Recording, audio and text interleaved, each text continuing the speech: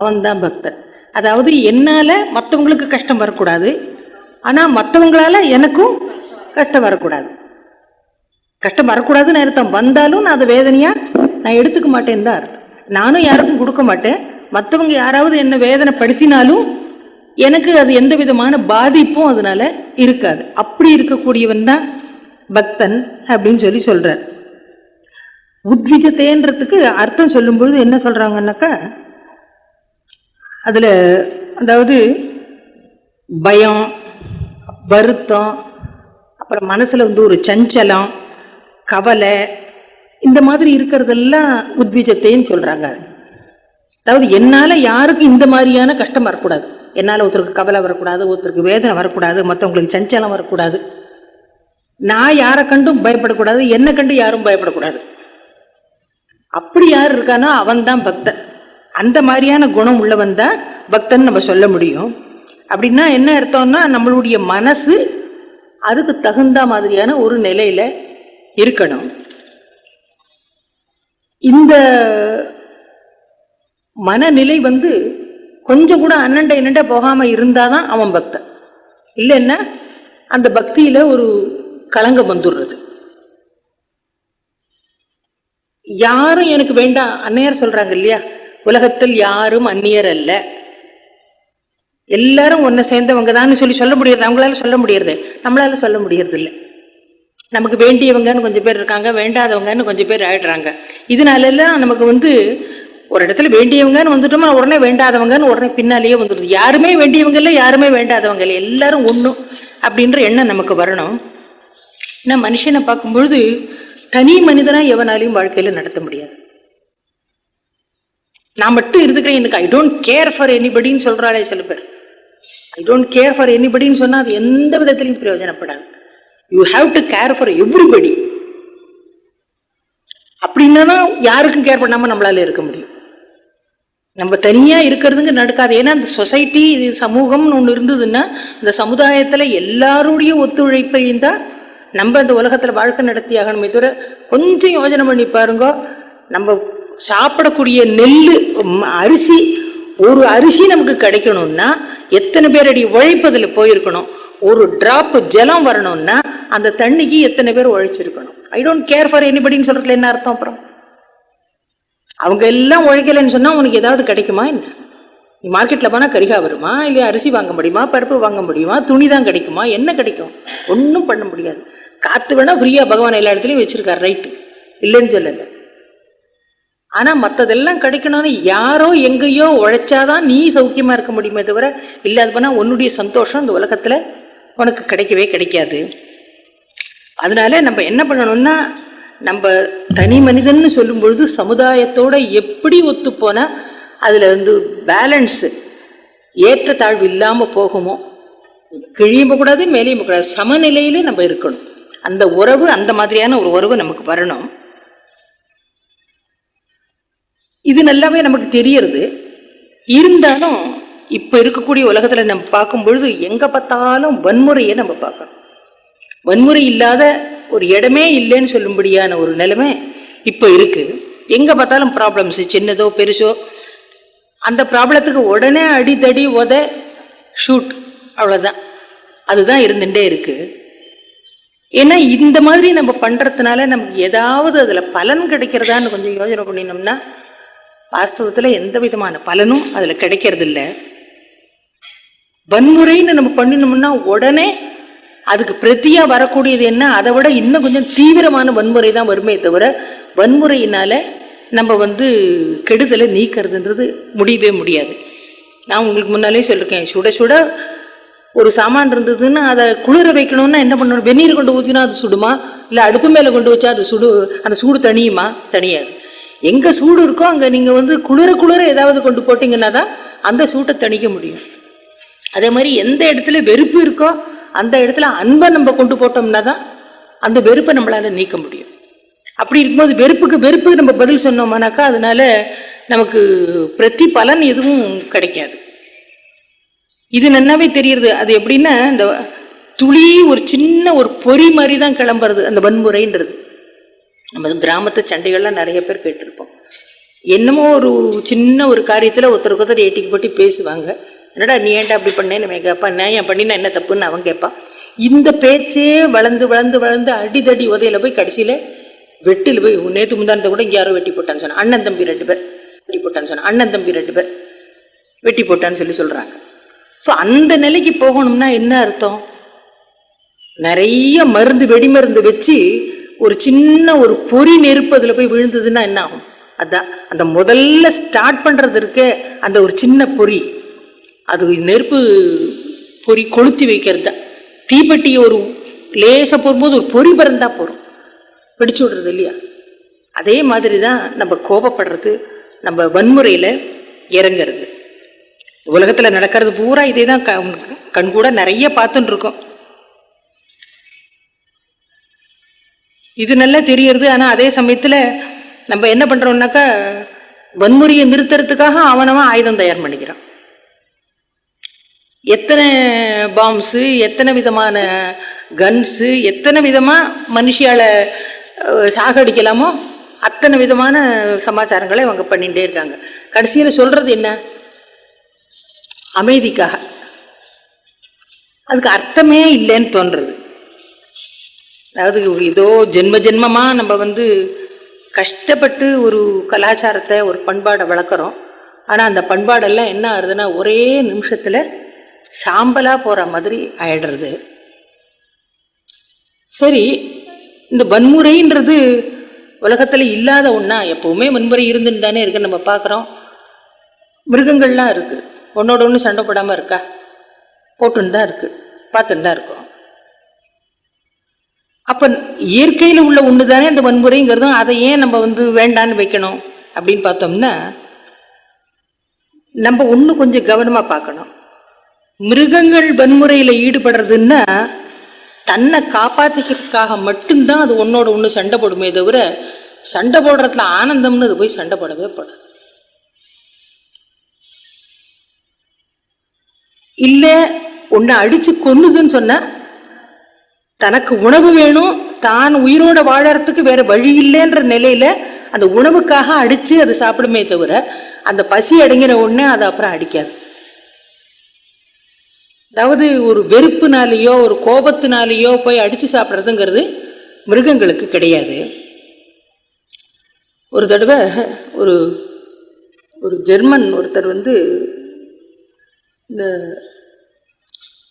அப்படியே இந்த ஆப்பிரிக்காவில் உள்ள இடங்கள்ல எல்லாம் போய் சுற்றி பார்த்துட்டு புதுசு புதுசாக நாடுகள்லாம் கண்டுபிடிக்கிறாங்களே, எக்ஸ்ப்ளோர் பண்ணுறாங்க இல்லையா, அந்த மாதிரி இவர் போயிருந்தாராம்.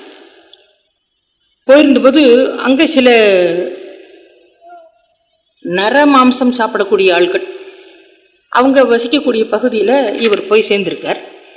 போய் சேர்ந்துட்டு இவர் சொல்லியிருக்கார், அதாவது அப்போ தான் முதல் உலக மகா யுத்தம் நடந்து முடிஞ்ச டைமு. இவர் சொல்லியிருக்கார், நாங்கள் எத்தனையோ பேரை இந்த மாதிரி சாகடிச்சிட்டோம், இந்த அவ்வளவு தான் சண்டை போட்டு எத்தனையோ பேரை நாங்கள் கொன்று இருக்கோம். ஜெர்மன் அவங்க விக்டரியில் இருந்த டைம், அந்த டைமில் முதல்ல ஆரம்ப கட்டத்தில் அந்த மாதிரி சொல்கிறார். சொன்னதுக்கப்புறம் இவர் கேட்டுட்டே இருந்தார். இந்த நரமாம்சம் சாப்பிட்ற ஆசாமி, அவருடைய சீஃப், அவர் என்ன சொன்னார்னாக்கா, சரி கொன்னீங்க ரைட்டு, அப்புறம் அவங்கள என்ன பண்ணுவீங்க அப்படின்னு கேட்டார். அவர் கொன்ன உடனே எல்லாரையும் புதைச்சிட்டோம் அவ்வளவுதான் அப்படின்னாரா. இப்போ இவருக்கு ரொம்ப கஷ்டமா இருந்துதான். என்ன கொன்று புதைச்சிட்டீங்களா எல்லாரையும் அப்படின்னு.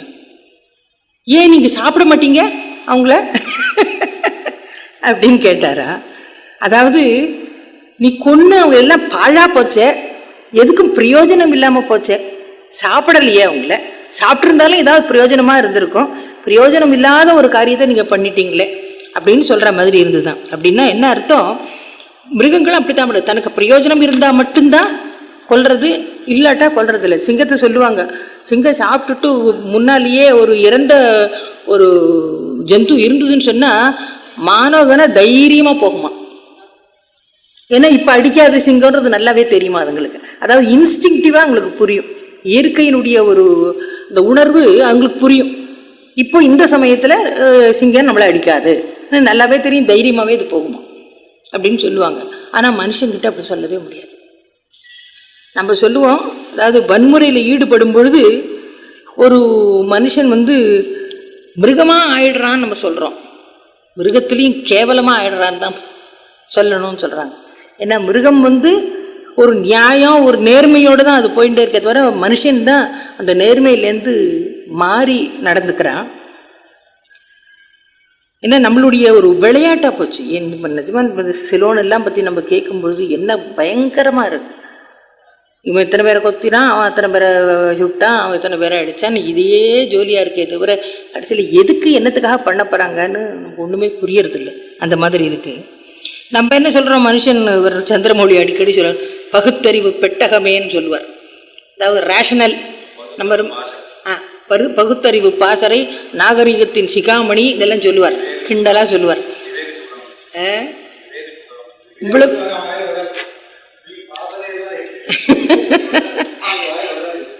அது அப்படிலாம் நம்ம சொல்றோம். இவ்வளவு தூரம் நமக்கு பகுத்தறிவறதுக்கு உள்ள ஒரு புத்தியெல்லாம் இருக்குன்னு எல்லாம் சொல்றோம். என்னத்தை பகுத்தறிஞ்சிருக்கோம்? கொஞ்சம் யோசனை பண்ணினோம்னா ஒண்ணுமே இல்லை.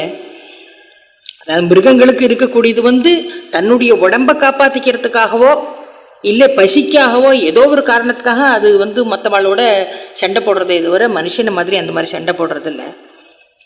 இதுக்கு எல்லாத்துக்கும் அடிப்படை காரணம் என்ன? அடிப்படை நமக்கு ஒரு மனசை கொடுத்துருக்கான். மனசை கொடுத்து அதில் எண்ணங்கள் வருது. இந்த எண்ணமும் உணர்ச்சிகள் இருக்கு. இந்த உணர்ச்சிகளும் எண்ணங்களும் எதுக்காக மனுஷனுக்கு கொடுத்துருக்கான்னா மற்றவங்களுக்கு நல்லது பண்ணுறதுக்காக கொடுத்துருக்கான். நல்லதை நினச்சி நல்லதை பண்ணி மற்றவங்களுக்கு உதவி பண்ணுறதுக்காக கொடுத்துருக்கான். ஆனால் அதே எண்ணங்களையும் உணர்ச்சிகளையும் நம்ம என்ன பண்ணுறோன்னா நேர்மாறாக நம்மளுடைய ஒரு சுயநலத்துக்காக எல்லாத்தையும் மாற்றி உலகத்தையே அழிக்கிறதுக்குள்ள ஒரு நிலைமைக்கு நம்ம கொண்டு போயின்னு இருக்கோம். அது மனிதனுடைய ஒரு தன்மையே கீழே நம்ம இழுத்துன்னு இருக்கோம். மனிதன் எப்படி இருக்கணுமோ அப்படி இருக்காம வேற விதமாக நம்ம போயின்னு இருக்கோம். நம்ம மிருகங்களுக்கு சில ரூல்ஸ் இருக்குது, ரெகுலேஷன்ஸ் இருக்குன்னா அது துளி கூட அதுலேருந்து மீறுறது கிடையாது. எந்த ஒரு நாயாவது உடம்பு சரியில்லைன்னா சாப்பிடுமான்னு பாருங்க. உடம்பு சரியா இல்லைன்னா சாப்பாட்டை தொடாது. நம்ம என்ன பண்ணுவோம், எத்தனை வயிற்று வலி இருக்கட்டும் நாக்குக்கு பிடிச்ச சாமான் எதிர்த்தாப்புல வச்சுட்டோம்னா சாப்பிட்டுடுவோம். ஆனால் அந்த நாயெல்லாம் என்ன பண்ணும்னா அந்த வயிற்றுக்கு ஏதான கோளாறு வந்துடுச்சுன்னா பட்னி போட்டுடும். பட்னி போட்டுட்டு அதுக்கு ஏதோ சில மூலிகைகள் அங்கங்கே இருக்கிறது, புல்லு கில்லு அதெல்லாம் தெரியும். அதை போய் இது பண்ணி சாப்பிட்டு வயத்தில் இருக்கிறதெல்லாம் வெளியில் கொண்டு வாந்தி பண்ணிட்டு உடம்பு சரியானதுக்கு அப்புறம் தான் அதை சாப்பிடும். அதனால எப்படி பண்ண முடியறதுன்னா பகவானே அப்படி பிளான் பண்ணி வச்சுட்டான். இது இந்த சமயத்துல தான் இப்படி நடந்துக்கணும் தெரியும். அதே மாதிரி இப்போ ஆண் பெண் சேர்க்கைன்னு வந்ததுன்னா மிருகங்களுக்கெல்லாம் ஒரு பர்டிகுலர் காலம்னு ஒன்று உண்டு. இந்த மாசம்தான் அப்படின்னு ஒரு கணக்கு உண்டு. ஆனால் மனிதர்கள்ட்ட அது இல்லை. ஏன் அப்படி வச்சிருக்கான்? நமக்கு ஒரு மனசை கொடுத்துருக்கான், நமக்கு எண்ணங்களுடைய ஒரு எண்ணக்கூடிய ஒரு சக்தியை கொடுத்துருக்கான். கொஞ்சம் யோஜனை பண்ணி பண்ணக்கூடிய ஒரு சக்தி தந்துட்டு நீ உனக்கு எப்படி சௌரியமோ அப்படி பண்ணுன்னு சொல்லியிருக்கான். நம்ம நேராக என்ன பண்ணுறோம், நமக்கு தரப்பட்ட சக்தியை வீணாக செலவு பண்ணி வேண்டாத விதத்தில் அதை செலவு பண்ணி எப்படி நம்மளுடைய வாழ்க்கையை கெடுத்துக்க முடியுமோ அப்படி நம்ம கெடுத்துன்னு போயிட்டே இருக்கோம். அதாவது நம்ம ரொம்ப அதாவது நியதிகள் எல்லாம் நம்ம போடுறோம். நீதிகளை போடுறோம்னு நினைச்சுட்டே நியதிக்கு புறம்பா நம்ம நடந்துக்கிறோம். இயற்கை நியதிக்கு புறம்பா நடந்துட்டு இருக்கோம். நம்ம லாஸ் எல்லாம் நம்ம பண்றோம், ஆனா அது நேர் மாறா நம்ம பண்ணிட்டு இருக்கோம். சரி, இப்படி வன்முறைன்னு ஒன்று இருக்க, இது இந்த பகுத்தறிவுக்கு அப்பால் பட்டது. பகுத்தறிவா இருக்கக்கூடியவன் வன்முறையில ஈடுபடக்கூடாது. அது மட்டும் இல்லை, இது நம்மளையே அழிக்கக்கூடிய ஒன்றும் அப்படின்னு நமக்கு நல்லாவே தெரியறது. அப்போ இதை எப்படி இதை கண்ட்ரோல் பண்றது, ஏன் நமக்கு இந்த வன்முறையை பற்றின ஒரு எண்ணமே வருது அப்படின்னா இதுக்கும் அடிப்படை காரணம் நம்மளுடைய மனசு, நம்மளுடைய எண்ணங்கள். இந்த ரெண்டு தான், வேற ஒன்றுமே இல்லை. எவ்வளவுக்கு எவ்வளவு நம்ம மனசில் ஒரு கொடிய எண்ணங்களுக்கு இடம் கொடுக்குறோமோ அவ்வளவுக்கு அவ்வளவு நம்மளுடைய செயல்கள்லையும் வன்முறை வந்துடுறது. நான் முன்னாடியே உங்களுக்கு சொல்லியிருக்கேன்னு நினைக்கிறேன். வீட்டில் ஒரு குழந்தை ரொம்ப விஷமம் பண்ணக்கூடிய ஒரு குழந்தை. அம்மா வந்து இந்த விஷமம் தாங்காம அந்த குழந்தைகிட்ட இப்போ இந்த மாதிரி பண்ணிகிட்டே இருந்தேன்னா உன் தலையில ஒரு நாளைக்கு அருவாமனை தூக்கி போட்டுருவேன் பார்த்துக்கோ அப்படின்னு சொல்றேன். அதாவது இது வந்து சொல்லும் பொழுது அதனுடைய ஒரு உண்மையான சக்தி என்னன்னு தெரியாம சொல்றாங்க அவங்க. ஒரு தடவை சொன்னாங்க, 2 தடவை சொன்னாங்க, 3 தடவை சொன்னாங்க. இதே குழந்தை ஒரு பல வருஷங்களா இது சொல்லி சொல்லி சொல்லி சொல்லி இந்த அருவாமனையை தூக்கி போட்டுடுவேன், அருவாமனையை தூக்கி போட்டுடுவேன்னு இந்த அம்மா மனசுல நல்லாவே பட்டுடுச்சு. கடைசியில ஒரு நாளைக்கு என்ன ஆச்சுன்னா, அந்த குழந்தை விஷமம் பண்ணவும் இந்த அருவாமனையை தூக்கி அந்த அம்மா போட்டாங்க. எப்படி பண்ண முடிஞ்சது? ஒரு தடவை நினைச்சா பண்ணியிருக்க முடியாது. திருப்பி திருப்பி திருப்பி திருப்பி அந்த எண்ணத்தை மனசுல கொண்டு வரவும், இது வந்த உடனேயே அவங்க கொஞ்சம் சிந்தனை பண்ணிருந்துச்சா, இப்படி ஒரு வார்த்தையை நான் சொல்றேன்னு நம்ம சொல்லலாமா அப்படின்னு கொஞ்சம் சிந்தனை பண்ணியிருந்தாங்கன்னு வச்சுக்கோங்க, அது சொல்லியிருக்க மாட்டாங்க.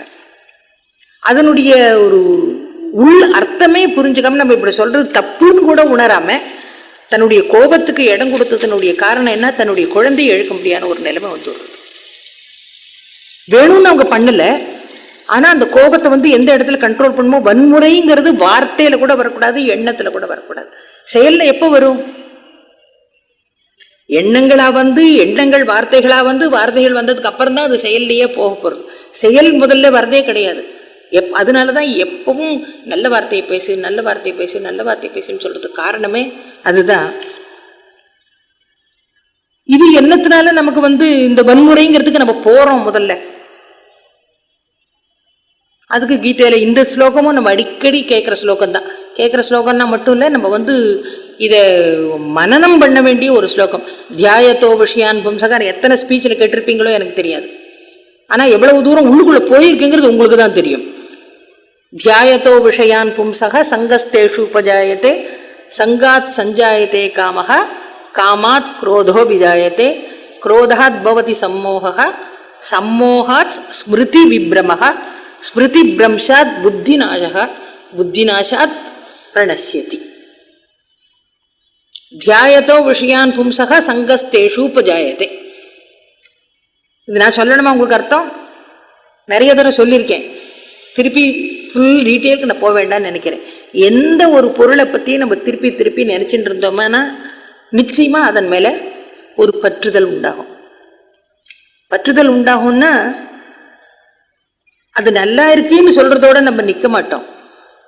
எந்த ஒரு பொருள் நல்லா இருக்குன்னு நமக்கு மனசுக்கு பட்டுதோ அது உடனே எனக்கு வேணும்ன்ற எண்ணம் கூடவே வந்துடும். அதை நான் வச்சுக்கணும்,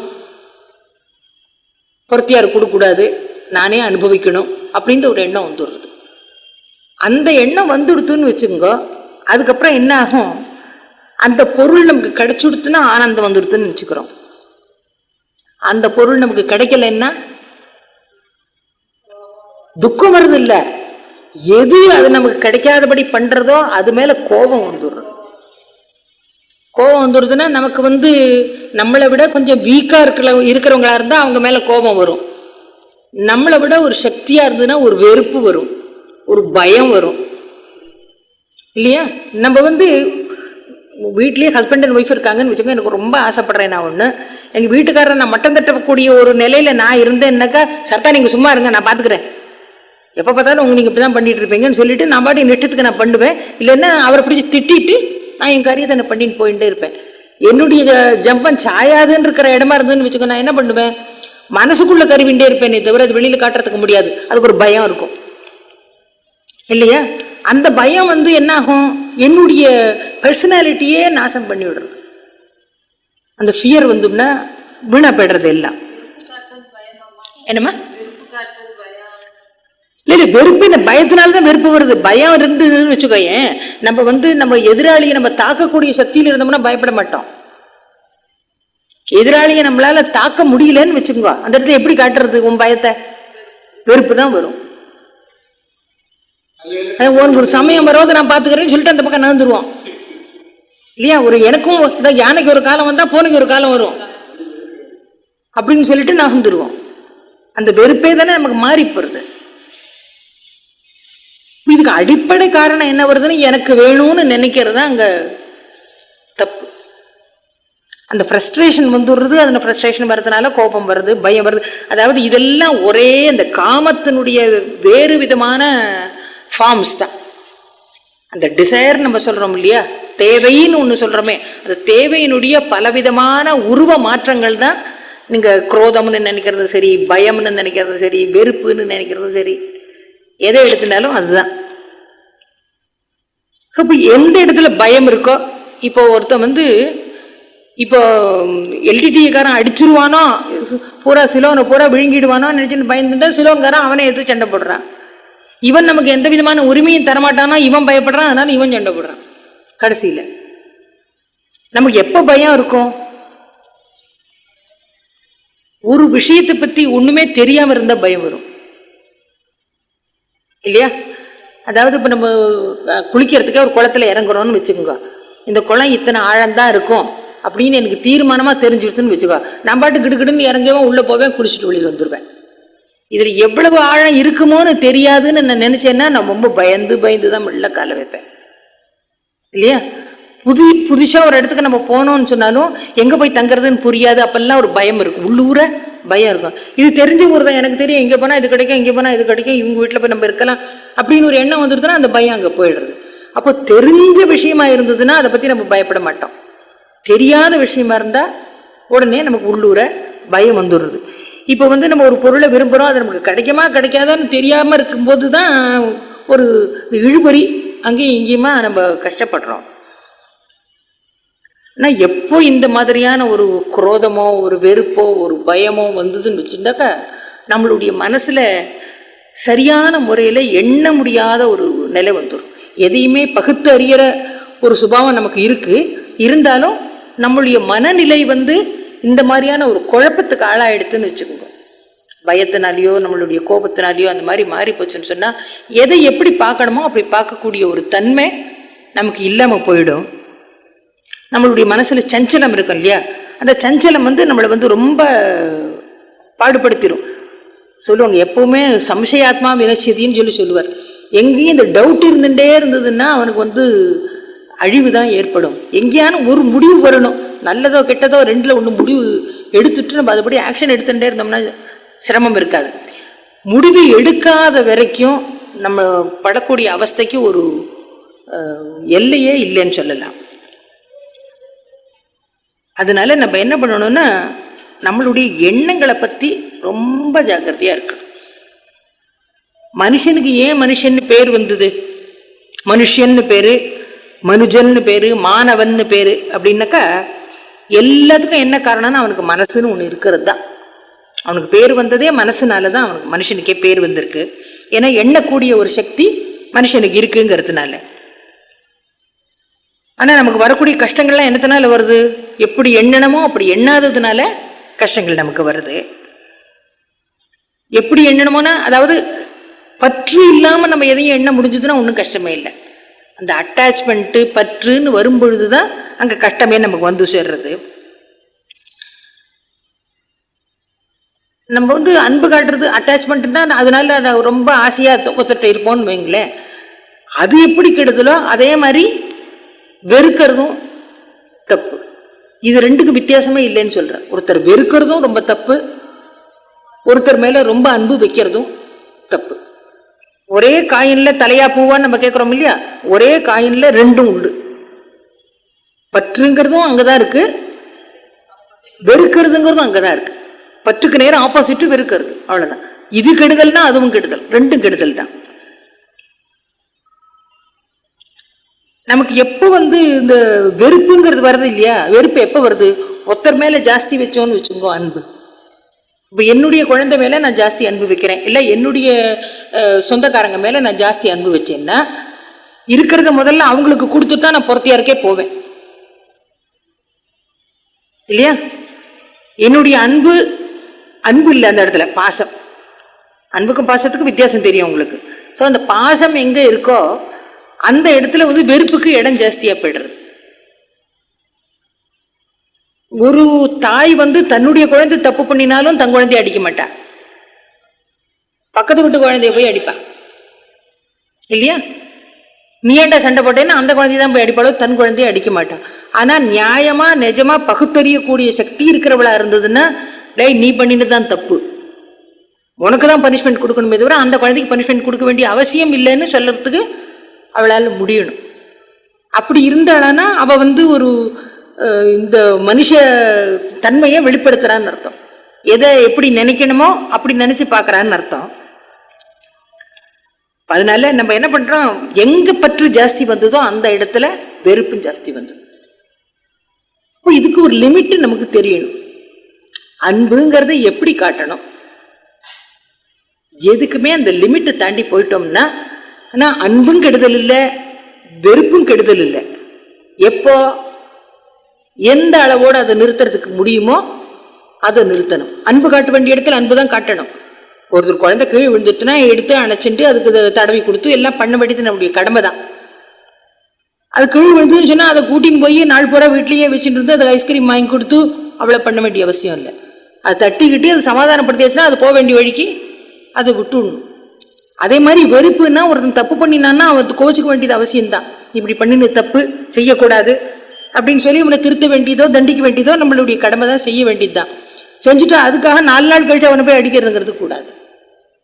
அந்த கட்டத்தில் அவன் பண்ணின தப்புக்கு நம்ம என்ன பண்ணணுமோ அதை பண்ணணுமே தவிர அதோட அந்த வெறுப்பு நிற்கணும். அதுக்கப்புறம் அதை கேரி ஆன் பண்ணக்கூடாது, திருப்பியும் தொடர்ந்து அது கொண்டு போகக்கூடாது.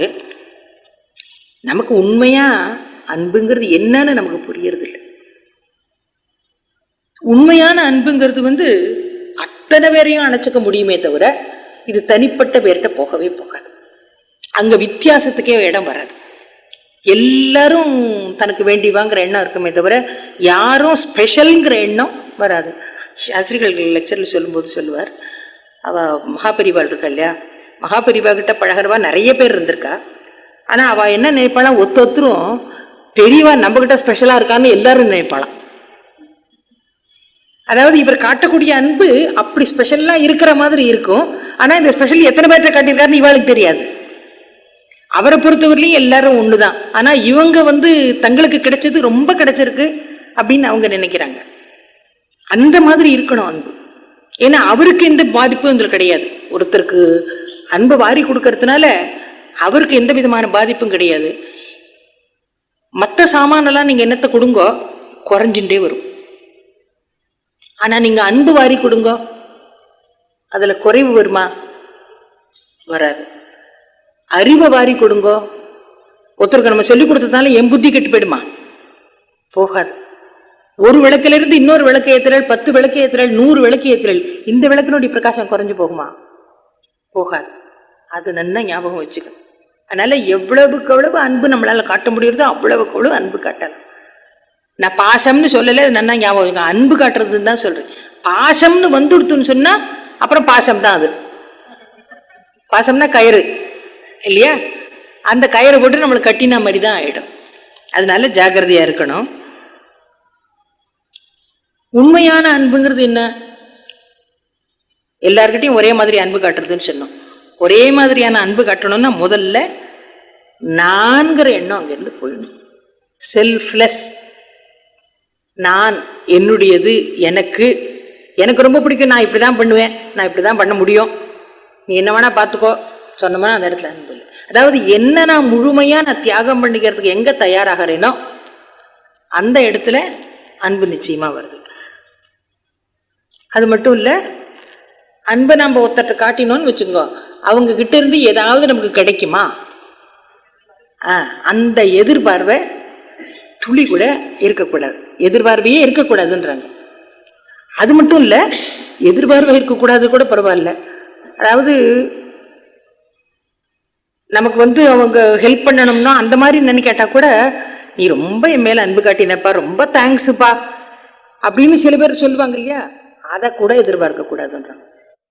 நீ உதவி பண்றவான், எல்லாரையும் காப்பாத்துறவான், நீ எல்லாருக்கும் அருள் புரிவேங்கிறது எல்லாருக்கும் தெரியும். அவ எப்படிப்பட்டவனா இருந்தாலும் பரவாயில்ல, எவ்வளவு ஞானியோ அஜ்ஞானியோ அதையும் பத்தி நீ ஒன்றும் கவலைப்பட மாட்ட. ஆனா உன்னுடைய அன்பு பக்தாளுக்கு மட்டும்தான் இருக்கும்னு வரக்கூடாது. யாரு பக்தி பண்றாளோ அவாகிட்ட அன்பு காட்டுறது கஷ்டமே இல்லையே. யாரு உனக்கு எதிரா இருக்காளோ அவாகிட்டையும் அன்பு காட்டினதான் உன்னுடைய பெருமை விளங்கும். அப்போ இது நமக்கெல்லாம் பாடம். அவங்ககிட்ட போய் எப்படி அன்பு காட்டுறதும்போம். இவ்வளவு மோசமா நடந்துக்கிறானே அவங்ககிட்ட எப்படி அன்பு காட்ட முடியும் அப்படின்னு சொன்னா, அவங்ககிட்ட தான் அன்பு காட்டினா நிஜமா அவனுக்கு அன்பு இருக்குன்னு அர்த்தம். இல்லாத போனா உன்னுடைய அன்புக்கு அர்த்தமே இல்லை. ஏன்னா உனக்கு கிடைக்கிறது நல்லதுதான் கிடைக்கிறது, பதிலுக்குன்னா நீ அன்பு காட்டுறதுல பெரிய ஒரு கிரேட்னஸ் ஒண்ணுமே இல்லை. அதுக்கு பதில் நமக்கு எதிர்ப்பு வந்தாலும் சரி, எவ்வளவு அதனால நம்மளை துச்சமா மதிச்சாலும் பரவாயில்ல, எவ்வளவு கேவலமா நடத்தினாலும் பரவாயில்ல, நம்ம கடமை அன்பு காட்டுது, அவ்வளவுதான். அந்த அன்பு காட்டுறது என்னுடைய டியூட்டி அப்படின்னு நம்ம நினைச்சுக்கணும். இல்லைன்னா பகவானுக்கே அது பிரயோஜனம் இல்லைன்னு பிரகலாதன் சொல்றேன். நீ டிவோட்டி பார்த்து இந்த டிவோட்டி அந்த டிவோட்டிக்கு அன்பு பண்ணுவேன்னு சொன்னா அதுவும் தப்பு. ஆனா அன்பு காட்டுறதுலயே பல விதங்கள் இருக்குன்னு வச்சுக்கோங்க. சில பேர்கிட்ட அன்பு காட்டும் போது கட்டி அணைச்சு முத்தம் கொடுக்குற மாதிரி இருக்கலாம். சில பேர்கிட்ட அன்பு காட்டும் போது அடிச்சு உதச்சி பண்றாப்லயும் இருக்கலாம். நான் சொல்றது ரைட்டு தானே? ஒரு குழந்தை நெருப்புல கொண்டு கையை வைக்க போறது, அந்த குழந்தைக்கு எப்படி அன்பு காட்டுவீங்க? அந்த இடத்துல அந்த குழந்தைக்கு ஏதாவது ஆபத்து வராம இருக்கணும்னா அது 2 அரை இறந்து இழுத்துன்னு வந்தாதான் அந்த நெருப்பு கிட்ட அது போகாம இருக்கும். அப்போ அந்த இடத்துல அன்பு ஆக்ட் பண்ற விதமே வேற.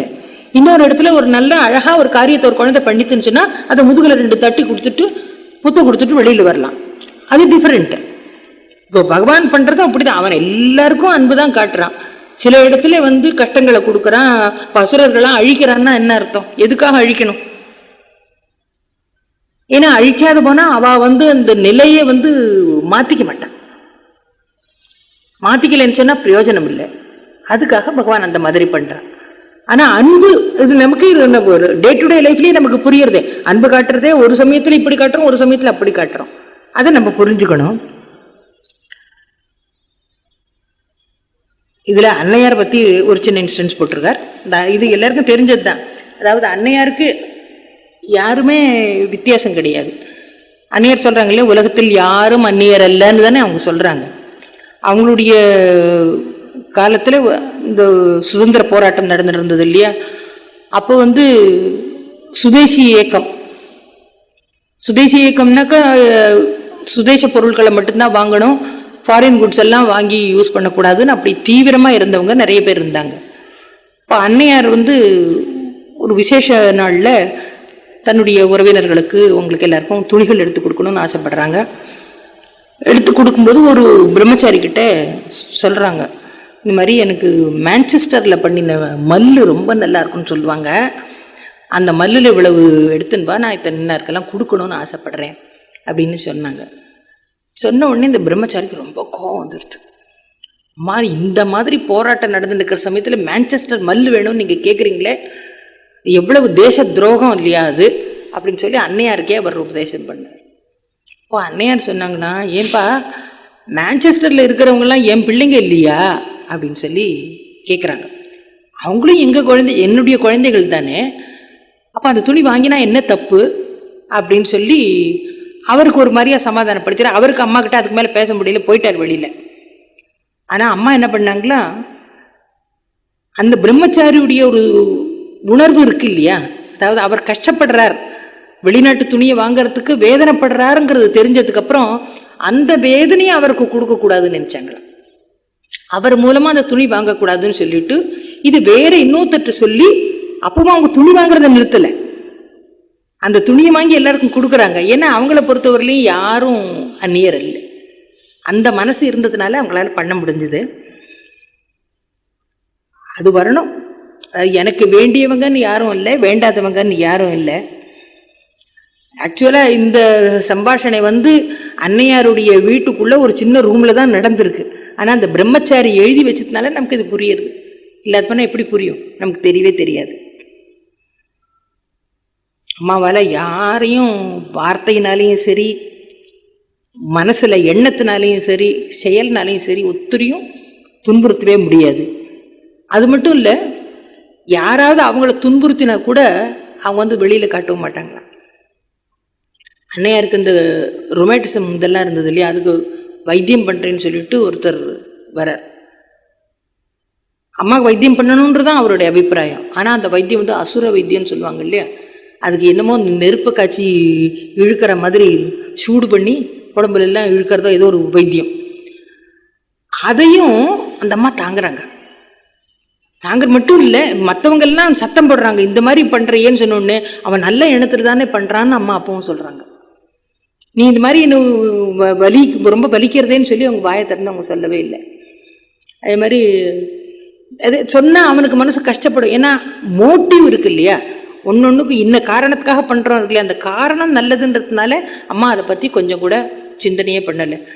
ஒரு தடவை பைரவி பிராமணியம்மா சமையல் பண்ணுறாங்களாம். சமையல் பண்ணப்போ அதில் நிறைய காரத்தை போட்டுருவாங்க. காரத்தை போட்டுட்டு அம்மா இது காரமாக இருக்குன்னு சொன்னால் அவங்க வேதனைப்படுவாங்கன்றதுக்காக சொல்ல மாட்டாங்களாம். கண்ணாலி முக்காலையும் தனித்தனியாக வருமா சாப்பிட்டுட்டு, இவங்களால சாப்பிடவே முடியாது, ஆனாலும் வெளியில் காரமாக இருக்குன்னு சொல்ல மாட்டாங்க. அதாவது தன்னை பற்றி தனக்கு எவ்வளோ கஷ்டம் இருந்தாலும் அதை வெளியில் சொல்லாமல் பெருத்தியார் மனசு துன்பப்படக்கூடாது. அது ஒன்று தான் அவங்க பார்த்துட்டு இருந்தாங்களே தவிர மற்றதை பற்றி ஒன்றும் நினைக்கவே இல்லை. அப்புறம் இன்னொரு தடவை ஒருத்தர் மாங்காய் கொண்டு வந்துடுறான், மாம்பழம் எடுத்துன்னு வந்தார். அந்த மாம்பழம் நல்ல புளிப்பு மாம்பழமாக இருந்துதான். இவர் ரொம்ப ஆசையாக வாங்கிட்டு வந்திருக்கார் பாவம். அந்த பழத்தை அந்த அம்மா கிட்ட கொடுத்து நறுக்கி கொடுத்துருக்காரு. அம்மா சாப்பிட்டாங்களா, சாப்பிட்டுட்டு நல்ல புளிப்பாக இருந்தது தான், இதுவும் நல்லா தான் இருக்குது அப்படின்னாங்களா. அதாவது அந்த புளிப்பு இருக்கிறதும் இந்த மாம்பழத்துக்கு ஒரு ருச்சி இருக்குது. உலகத்தில் எதையுமே அனுபவிக்க தெரியணும், எப்படி எப்படி வருதோ அப்படி அப்படியே அனுபவிக்கணும். புளிப்பு மாம்பழம் வந்தால் புளிப்பு மாம்பழத்தையும் சாப்பிட தெரியணும், திதிப்பு மாம்பழம் கிடைச்சதுன்னா அதையும் சாப்பிட தெரியணும். அப்படின்னா என்ன அர்த்தம்? வாழ்க்கையில் வரக்கூடிய அனுபவங்கள் எதுவாக இருந்தாலும், அது புளிப்பாக இருந்தாலும் சரி, கசப்பாக இருந்தாலும் சரி, எப்படியா இருந்தாலும் நம்ம அதை ஏற்றுக்கிறதுக்கு முடியணும்.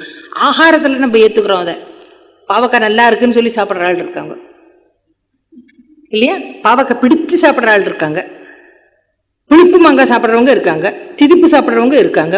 சில பேருக்கு உப்பு ஜாஸ்தி வேண்டியிருக்கு, சில பேருக்கு காரம் ஜாஸ்தி வேண்டியிருக்கு இல்லையா. அப்போ எனக்கு நான் மனசுல நினைச்சுட்டேன்னு வச்சுக்கோங்க, அதனுடைய தன்மை, இந்த வஸ்துவனுடைய தன்மையை பற்றி நான் கவலைப்படுறதில்ல. எனக்கு பிடிக்கணும், அது ஒன்று தான். எனக்கு எல்லாமே பிடிக்கும்னு வச்சுட்டேன்னா வம்பே இல்லை, எது வேணாலும் என்னால் அனுபவிக்க முடியும். அப்போ அந்த நாக்கு பண்ணுற மாதிரி மனசும் பண்ணணும். நாக்கு எல்லாத்தையும் எப்படி ஏற்றுக்கிறதோ அதே மாதிரி மனசும் எந்த நிகழ்ச்சியையும் அந்தந்த சமயத்தில் எப்படி எப்படி நம்மளால் அதை டைஜஸ்ட் பண்ண முடியுமோ அதை ஏற்றுனுட்டோன்னு வச்சுக்கோங்க. அப்புறம் வாழ்க்கையில் எந்த விதமான கஷ்டமும் இருக்காது. 6:30 மணி வரைக்கும் சொல்லணுமா? இன்னொன்று, பக்தனுக்கு இருக்க வேண்டிய லட்சணங்களில் இன்னொரு லட்சணம் என்னன்னா,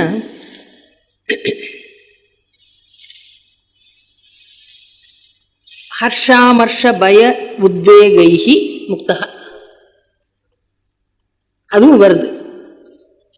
ஹர்ஷன்னா அதுவும் கீதையில் வரக்கூடிய ஸ்லோகம்தான். சந்தோஷம், சந்தோஷத்தை பற்றியும் நம்ம கவலைப்படக்கூடாதுங்கிற. அமர்ஷம்னா நமக்கு மனசுக்குள்ள வரக்கூடிய சங்கடம், பலவிதமான எண்ணங்களை அவர் அமுக்கி வச்சுன்னு வெளியில் காட்ட முடியாத ஒரு நிலை வருது இல்லையா, அது அமர்ஷம்னு சொல்கிறோம். பயம் தெரிஞ்சது தான். உத்வேகன்றது அது நம்ம சஞ்சலம், மனசில் ஒரு ஆங்ஸைட்டின்னு நம்ம சொல்கிறோமே, கவலை, அதனால வரக்கூடிய அஜிடேஷன், இது எல்லாரும் லைஃப்பில் அனுபவிச்சது தான். அதனால் இப்போ பெருசாக எக்ஸ்பிளைன் பண்ணுறதுக்கு ஒன்றும் இல்லை. சரி, அப்படின்னா இப்போ என்னென்னா, இவர் சந்தோஷமே படக்கூடாதுன்னு சொன்னார்னா என்ன அர்த்தம்? நமக்கு கஷ்டமாக தோன்றுறது இல்லையா?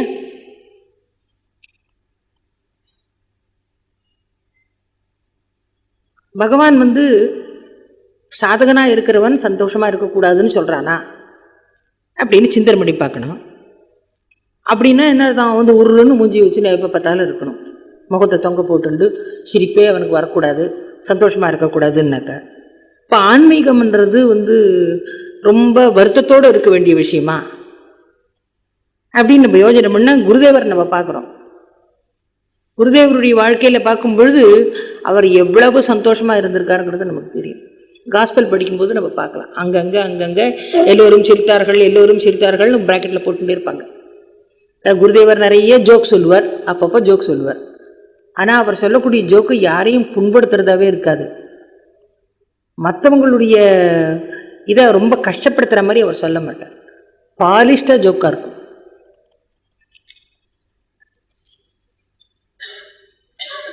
குருதேவர் என்ன சொல்கிறாருன்னா, சந்தோஷமாக இருந்தால் உலகத்தில் எல்லாரோடையும் சேர்ந்து பழகு, துக்கமாக இருந்தால் ஒரு ரூமில் தனியாக போய் சாத்திக்கு வருவார்.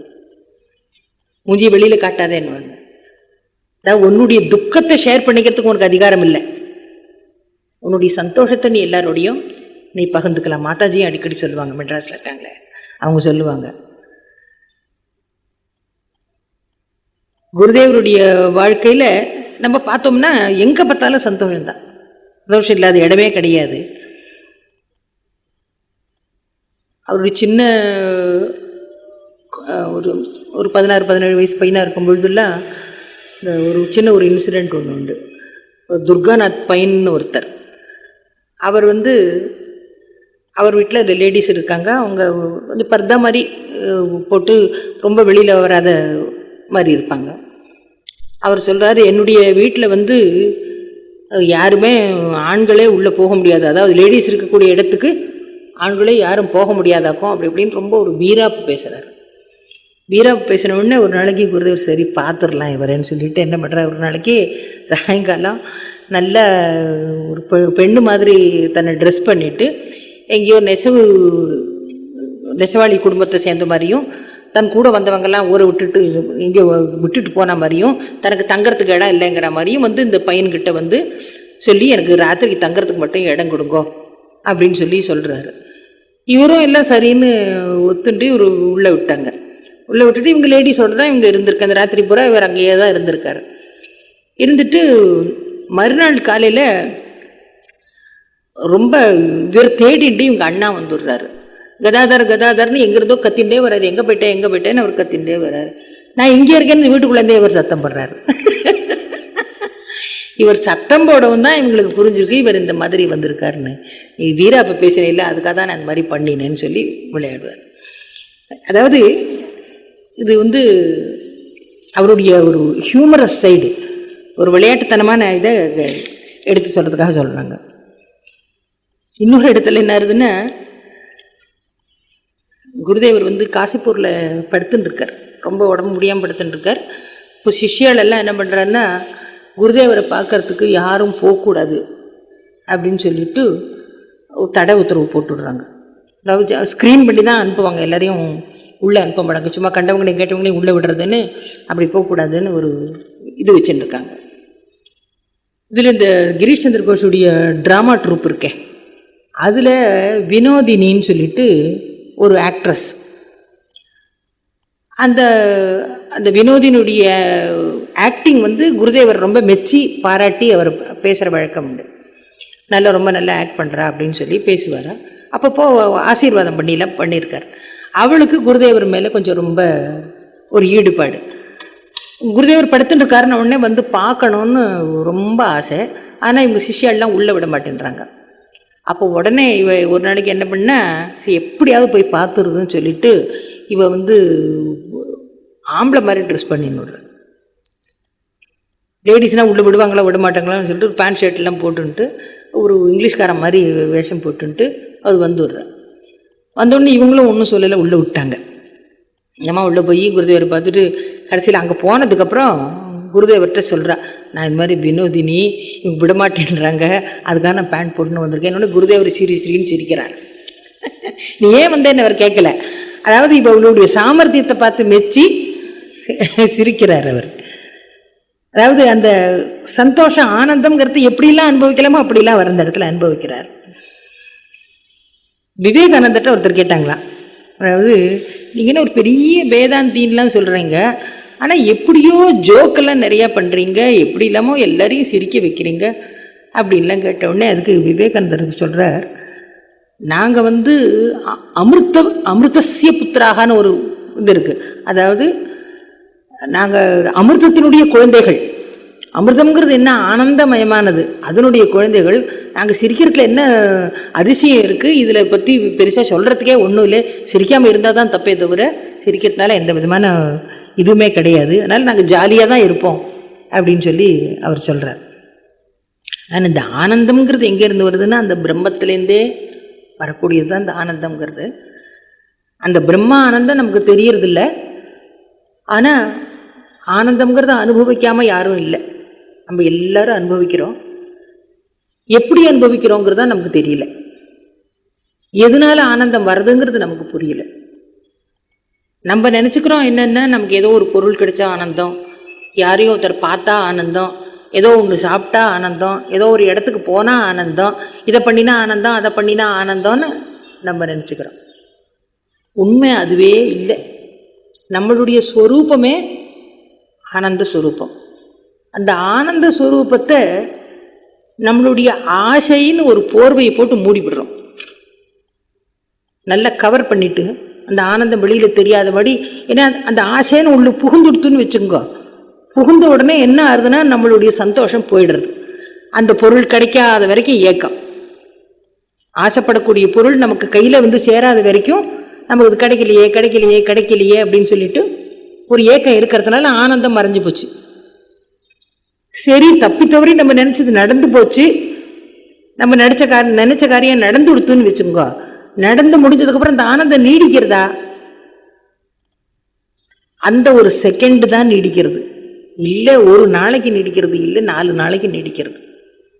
நான் கிடைச்சது எனக்கு ஆனந்தத்தை கொடுக்கக்கூடிய வஸ்துவாக இருந்தால் எனக்கு கிடைச்ச உடனே அந்த ஆனந்தம் வந்தாச்சு, அது தொடர்ந்து அந்த இருக்கணுமே இல்லையா? இருக்கிறது இல்லை. எனக்கு குழந்தை பிறந்தா ஆனந்தம் நான் நினைக்கிறேன், குழந்தை பிறந்தாச்சு, குழந்தை பிறந்த உடனே ஆனந்தமாக இருந்தது, ரைட்டு. உடனே என்னாச்சு?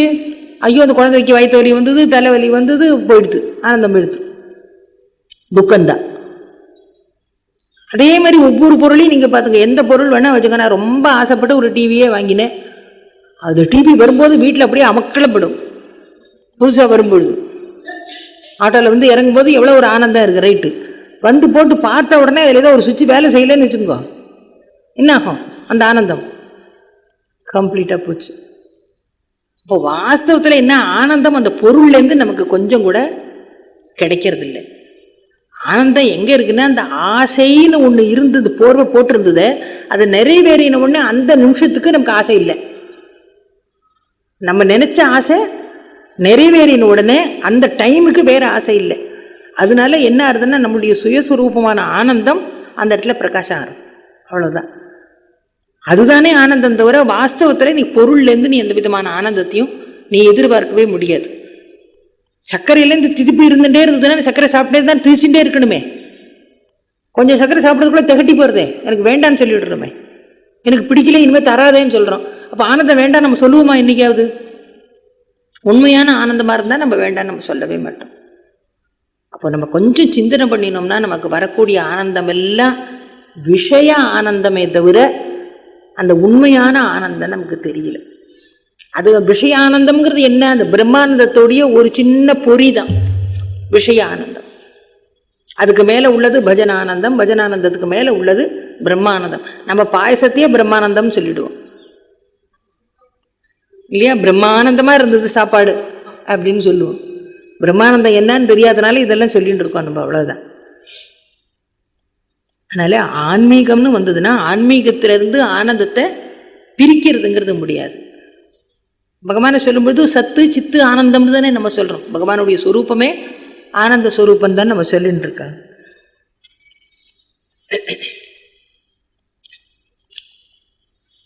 சரி, அப்போ ஆனந்தம் இல்லாமல் இருக்க முடியாது. ஆனந்தத்தை எப்படி விடுறது? ஆனந்தமாக இருக்கக்கூடாதுன்னு சொன்னார் முதல்ல. ஹர்ஷ அமர்ஷ பய உத்வேகின்னு சொன்னார் இல்லையா? அப்போ அது என்ஜாய்மெண்ட்டு ஜாய்ன்றதே கூடாதுன்னு எப்படி சொன்னார் அப்படின்னு கேட்டாக்கா, ஜாய்ங்கிறது என்னங்கிறத நம்ம புரிஞ்சுக்கணும், ஆனந்தம்ங்கிறது என்னங்கிறத நம்ம புரிஞ்சுக்கணும். அந்த நமக்கு வரக்கூடிய ஆனந்தம் நான் சொன்னேனே இல்லையா, என்ன கூட சேர்த்துட்டு தான் அந்த ஆனந்தத்தை அனுபவிக்கிறேன் நான். அந்த ஈகோன்னு ஒன்று கூட இருக்கு இல்லையா, அதை சேர்ந்து தான் நான் ஆனந்தத்தை அனுபவிக்கிறேன். எப்போ சுயநலத்தோட ஒரு ஆனந்தம் வந்ததோ அந்த ஆனந்தம் ஆனந்தம் இல்லை. சுயநலத்தை தியாகம் பண்ணி வரக்கூடிய ஆனந்தம் தான் ஆனந்தமே தவிர மற்ற எந்த விதமான ஆனந்தமும் ஆனந்தத்தோட நம்ம சேர்த்துக்கவே முடியாது. Real Joy is that which enables us to transcend the finite and merge in the infinite என்றார். உண்மையான ஆனந்தம் என்ன பண்ணணும்? இந்த மாதிரியான நம்மளை பந்தத்தில் மாட்டி வைக்கக்கூடிய பொருட்கள் இருக்கே, இதிலிருந்து நம்ம விடுபட்டு என்றைக்கும் அழிய முடியாத ஒரு நித்திய வஸ்து ஒன்று இருக்கே, அதோடு நம்மளை சேர்த்துக்கிறோம்னா அப்போ தான் அது உண்மையான ஆனந்தத்தை நம்மளால் அனுபவிக்க முடியும். அந்த ஆனந்தம் தான் வேணுமே தவிர இந்த ஆனந்தம் வேண்டான்றாரு. சுயநலத்தோடு கூடிய ஆனந்தத்தை நீ விட்டுடு அப்படின்னு சொல்லி சொல்றாரு. அது ஏற்கனவே சொன்னேன், நம்ம ஒரு பொருள் கேட்டோம்னா உடனே அது வேணும்னு கேட்போம். அது விட்டு போச்சு, கையை விட்டு போச்சுன்னா அதனால நமக்கு வருத்தம் உடனே வந்துடுறது. ஏதோ ஒன்று மாற்றி மாற்றி உடனே மோதல்கள் அந்த மாதிரி வந்துடுறது. இது எல்லாம் நிற்கக்கூடியது இல்லைங்கிறது நம்ம புரிஞ்சு விட்டோம்னா போகிறோம். குருதேவருடைய கதை சொல்லுவார் இல்லையா, 7 ஜாடி தங்கம். அந்த 7 ஜாடி தங்கம் ஒருத்தனுக்கு கிடைக்கிறது, ஒரு எக்ஷன் கொண்டு கொடுக்குறான். 7 ஜாடி தங்கம்னா அதில் 6 ஜாடி ஃபுல்லாக இருக்குது, ஒரு ஜாடியில் கொஞ்சம் ஒரு முக்காலுக்கு தான் இருக்குது, 1/4 பாகம் இல்லை. இப்போ இவனுக்கு முதல்ல இந்த 7 ஜாடி தங்கம் கிடைச்ச உடனே சந்தோஷம்னா அப்படி ஒரு சந்தோஷம், ஆஹா 7 ஜாடி தங்கம் கிடைச்சாச்சுன்னு சொல்லிட்டு. அப்போ ஒரு ஜாடியில் கம்மியாக இருக்கணும்னு சரி இதையும் நிறைச்சிட்டோம்னா இன்னும் சந்தோஷம் வரும்னு நினைக்கிறாங்க. ஆனால் இவனால் ஆனா மட்டும் சம்பாதிச்சு அதில் கொண்டு கொட்டினாலும் அந்த ஜாடி நிறையிறதே கிடையாது. என்ன பண்ணினாலும் நிறையில. இவனுடைய மனசில் இருந்து ஆனந்தமாக இருந்துட்டு இருந்தான், விறகு வெட்டி தான் ஆனந்தமாக இருந்துட்டு இருந்தான். ஆனால் இந்த தங்கத்தை பார்த்த உடனே எல்லாம் போச்சு. உன்னோட அந்த ஆள்கொல்லி கதை சொல்லுட, சொல்லு. இல்லை நிஜமா சொல்லு, உனக்கு கம் வாடாங்க, நீ வா சொல்ற, பரவாயில்ல, அதனால என்ன. ஒரு கதை சொல்லுவான், பாலமுத்தில் எனக்கு சொல்லிட்டு இருந்தான். அதாவது யாரோ ஒரு பாத்திரம் நிறைய கோல்டு மோகர் போட்டு அங்கே வச்சுருக்காங்க. 2 பேர் ஃப்ரெண்ட்ஸு வந்தாங்க. பார்த்துப்போ ஒருத்தன் ஓடிண்டே இருக்கான், ஆள்கொல்லின்னு ஓடிண்டே இருக்கான் ஒருத்தன். இவங்க 2 பேரும் என்னத்துக்கு இந்த ஆள் இப்படி ஓடுறான்னு சொல்லி கேட்டுட்டு பக்கத்தில் பார்த்தா ஒரு பெரிய பாத்திரம் நிறைய தங்க காயின்ஸாக அப்படி இருக்குது. இதை பார்த்து இந்த ஆள் உடனே பைத்தியக்காரன் போலுக்குன்னு சொல்லிட்டு இவங்க 2 பேரும் என்ன பண்ணுறாங்க, சரி இது 2 பேரும் நம்ம 2 பேரும் ஷேர் பண்ணிக்கலாம் அப்படின்னு பிளான் பண்ணுறாங்க. பிளான் பண்ணிவிட்டு இவன் என்ன பண்ணுறான், போய் நீ சரி நீ தான் நம்ம ஏதாவது டிஃபன் பண்ணி சாப்பிடுவோம் வா அப்படின்னு சொல்லிட்டு ஒருத்தன் போய் டிஃபன் வாங்கிறதுக்கு போகிறான். இட்லியோ அதை வாங்கிட்டு வரணுன்ட்டு அவன் போகிறான். அவன் வாங்கிட்டு வர வரைக்கும் இவன் இருக்கான். இவன் என்ன பண்ணிகிட்டு இருக்கான், இவன் பிளான் பண்ணிகிட்டு இருக்கான். அவன் டிஃபன் வாங்கிட்டு வரட்டும், வந்தவுடனே அவனை ஒரு தீர்த்துட்டோம்னாக்கா இந்த சாமான் பூரா நமக்கே ஆகிடும் அப்படின்னு இவன் பிளான் பண்ணிகிட்டு இருக்கான். அவன் டிஃபன் எல்லாம் வாங்கிட்டு வந்துட்டு என்ன பண்ணா, இவன் 2 பேரும் டிஃபன்லாம் நல்லா சாப்பிட்டாங்க. அப்புறம் தான் சாப்பிட்றானா.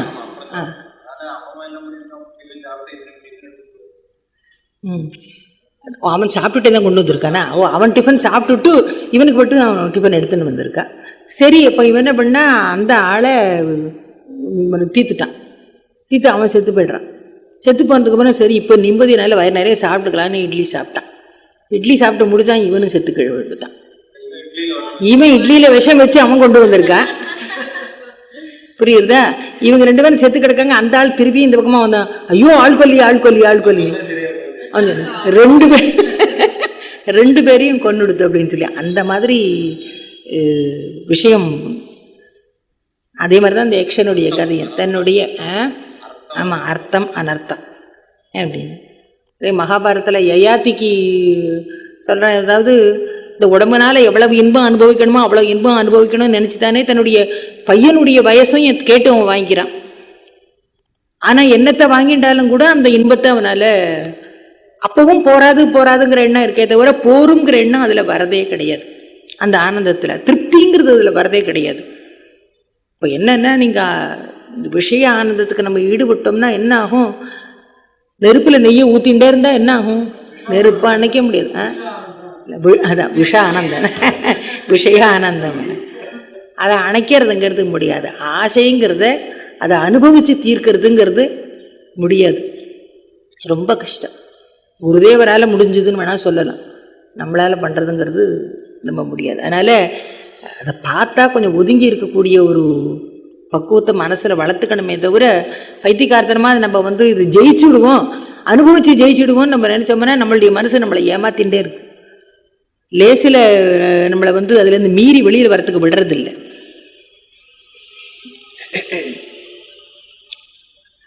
அப்புறம் அடுத்தது அமர்ஷம்னு சொல்கிறாலே, இந்த அமர்ஷம்ங்கிறது நமக்கு வரக்கூடிய கோபம், பொறாமை, இந்த மாதிரி வேண்டாம், இந்த காமக்ரோத லோபம் மத மத்சரியமெல்லாம் இருக்கு இல்லையா, அதை எல்லாத்தையும் நம்ம உள்ளடக்கி எப்பெல்லாம் வச்சு எங்கே யாரை எப்படி தாக்கலான்னு நினைக்கிறோமோ அதெல்லாம் அமர்ஷத்தோடு சேர்க்கலான்னு சொல்கிறேன். அந்த வேண்டாத குணங்களை வெளிப்படுத்தாமல் உள்ளுக்குள்ளே பொறுமற ஒரு தன்மை இருக்கு இல்லையா, சந்தோஷம் வெளிப்படையாக நம்மளுடைய சந்தோஷத்தை காட்டுறது. இது நம்மளுடைய கோபத்தையோ உள்ளத்தையோ உள்ளே வச்சு நம்ம அடக்கிட்டே இருக்கிறது, அதுவும் கஷ்டம். அதாவது பொறுமை ரொம்ப வேணும்னு சொல்கிறேன். நம்மளுடைய சாதகனாக இருக்கக்கூடிய ஒரு வாழ்க்கையில் பொறுமை ரொம்ப அவசியம். அதுக்கும் குருதேவருடைய ஒரு கதை ஒன்று இருக்குது. 2 யோகிகள் தபஸ் பண்ணுறா. தபஸ் பண்ணும்போது 2 பேரும் கேட்குறா, நாரதர் அந்த பக்கம் போயிட்டுருக்கா, நீங்கள் வைகுண்டத்துக்கு போனாக்கா கேட்டுன்னு வாங்கோ, எங்களுக்கு எப்போ முக்தி கிடைக்கும் கேட்டுன்னு வாங்கோன்னு சொல்கிறார்.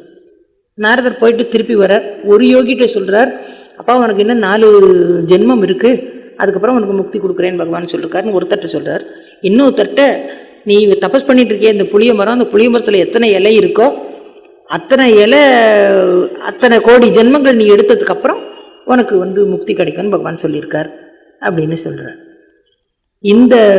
இத்தனை கோடி ஜென்மம் எடுக்கணும்னு சொன்ன உடனே அந்த இவர் குதிக்க ஆரம்பிச்சுட்டார். ஆனந்தத்தில் அப்படியே குதிக்கிறார்.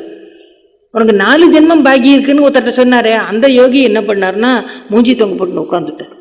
ஐயோ, இன்னும் 4 ஜென்மம் நான் இருக்கணுமா அப்படின்னு முகத்தை தொங்க போட்டு உட்காந்துட்டார். இவர் கோடி ஜென்மம்ன்றதுக்கு குதிக்கிறார். இவர் 4 ஜென்மத்துக்கே அப்படியே அடங்கி உடங்கி உட்காந்துட்டார். அப்போ இவருடைய எண்ணம் என்னன்னா, கோடி ஜென்மத்துக்கு அப்புறம் எனக்கு நிச்சயமா முக்தி கூட கிடைக்கிறது அப்படின்னு பகவான் சொல்லிட்டாரே, எனக்கு அதுவே போரும் அப்படின்னு சொல்லி ஆனந்தம். கடைசியில் பகவானை என்ன பண்ணாருன்னா, இந்த ஆனந்தப்பட்டவரை உடனே முக்தி கொடுத்து கூட்டின்னு போயிட்டு. ஸோ இந்த பொறுமை, அந்த பேஷன்ஸுங்கிறது இருந்ததுன்னா ஆண்டவன் எப்போ எந்த இடத்துல அருள் பொறுப்பு பண்ணுவாங்கிறது நமக்கு தெரியாது. அவனுடைய அனுகிரகம் எந்த விதத்தில் எந்த ரூபத்தில் எப்போ வருன்றதும் நம்மளால சொல்ல முடியாது. இன்னொரு அடுத்தது இது பயம். நம்ம சொன்னோம் பயம்ங்கிறது நமக்கு கூடாது. நான் ஏற்கனவே என்ன சொன்னேன், என்ன ஃபியர் நமக்கு என்னத்தினால வருதுன்னு சொன்னால், நமக்கு ஒரு விஷயம் தெரியாத காரணத்தினால தான் அதை பற்றி நமக்கு பயமே வருது. உண்மையான ஒரு அறிவு இருந்துருத்துனா நம்ம பயப்பட மாட்டோம். ஆண்டவன் ஒருத்தன் இருக்கான், அவன் காப்பாற்றுவான் அப்படின்னு நம்ம புஸ்தகத்தில் படிக்கிறோம், பெரியவங்க சொல்கிறதெல்லாம் கேட்குறோம். நம்மளுடைய வாழ்க்கையிலேயே சில சமயம் அனுபவங்கள்லாம் வருது.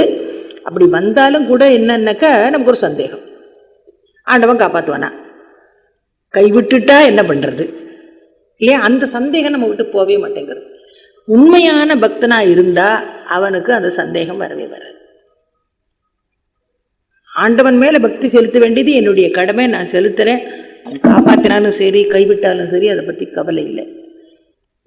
குருதேவருடைய பேரபிள்ஸில் ஒரு கதை வருமே, ராமர் போயிட்டே இருக்கும்பொழுது வனவாசிக்கும் போது ஒரு தவளை மேலே தெரியாமல் வில்லு குத்திடுறார். தரையில் குத்தும் போது அங்கே தவளை இருந்திருக்கு, அந்த தவளையில் அப்படி குத்திடுறார். குத்தின உடனே அப்புறம் திடீர்னு நமக்கு அது வில்லு எடுத்தப்போ அதில் ரத்தம் இருந்தோடனே என்ன ஆச்சு, ஏதோ யாரையோ நான் இது பண்ணியிருக்கேன், வேதனை உண்டாக்கியிருக்கேன்னு சொல்லிட்டு என்ன இருக்குன்னு பார்க்க சொன்னால் அங்கே தவளை அங்கே இருக்குது. அப்போ ராமர் கேட்குறார், ஏன்பா நீ சத்தம் போட்டிருக்க கூடாதா, நான் உடனே காப்பாற்றி இருந்திருப்பேனே அப்படின்னு சொன்ன உடனே அதுக்கு அந்த தவளை பதில் சொல்லித்தான், வேற யாராவது என்னை வேதனைப்படுத்தியிருந்தா நான் ராமா ராமான்னு கூப்பிட்டுருந்துருப்பேன், உன்னுடைய வில்லே பட்டதுனால என்னை கூப்பிட வேண்டிய அவசியம் எனக்கு தெரியல. அதாவது நல்லது பண்ணினாலும் கெட்டது பண்ணினாலும் நீ தான் எனக்கு பண்ணணுமே தவிர எனக்கு வேற யாரும் கிடையாது, எல்லாமே நீ தான் எனக்கு. இப்போ உன்னுடைய வில்லு குத்தினதுனால நான் கத்தலை அப்படின்னு சொல்லி சொல்கிறேன். அப்படின்னா என்ன அர்த்தம்? வரக்கூடிய அனுபவங்கள் எல்லாம் ஆண்டவன் நமக்கு கொடுக்கறது தான். அது கஷ்டமானாலும் சரி, அது நஷ்டமானாலும் சரி, அது லாபமானாலும் சரி, எதுவாக இருந்தாலும் வரக்கூடிய அனுபவங்கள் எல்லாம் அவன் தரக்கூடியது. இப்போ அவன் தரக்கூடியதுன்னு எப்போ எடுத்துட்டோமோ அதை நம்ம சந்தோஷமா அதை ஏற்றுக்கிறதுக்கு நம்மளால் முடியும். அது பண்ண படிச்சுட்டோம். நம்ம பகவானை பற்றி எல்லாம் சொல்கிறோம், அவன் கருணாமூர்த்தியாக்கும் சர்வஜனாக்கும் எல்லாம் சொல்கிறோம். நமக்கு திடீர்னு அவன் சர்வஜன் தானான்னு சந்தேகம் வந்துடும். அவனுக்கு எல்லாம் தெரியுமா, நமக்கு எல்லாம் தெரியும் போல இருக்கு, அவனுக்கு ஒன்றும் தெரியாது போல இருக்கு இல்லையா? இந்த காரியத்தை இப்படி நடத்தியிருந்தா நல்லா இருக்கும் போல் இருக்கே நம்ம நினச்சிக்கிறோம், அவனுக்கு தெரியாது அதை எப்படி நடத்தணும்னு சொல்லிட்டு. ஆனால் நம்மளால ஏற்றுக்க முடிய மாட்டேங்கிறது. கருணாமயன்னு சொல்கிறோம், அப்போ நமக்கு ஒரு கஷ்டம் வரும்போதும் அவன் கருணையினால தான் இந்த கஷ்டத்தை கொடுக்குறான் அப்படிங்கிறதையும் நம்ம நினைக்கணும் இல்லையா? அதை நினைக்க முடியறதில்லை.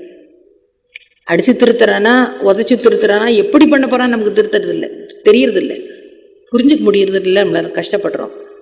அதனால உண்மையான பக்தனா இருந்தானா அந்த பக்தியினுடைய எல்லைக்கே ஒருத்தன் போயிட்டான்னு சொன்னாக்கா வாழ்க்கையில வரக்கூடிய அனுபவம் எதுவா இருந்தாலும் அதை அப்படியே ஏத்துக்கிறதுக்கு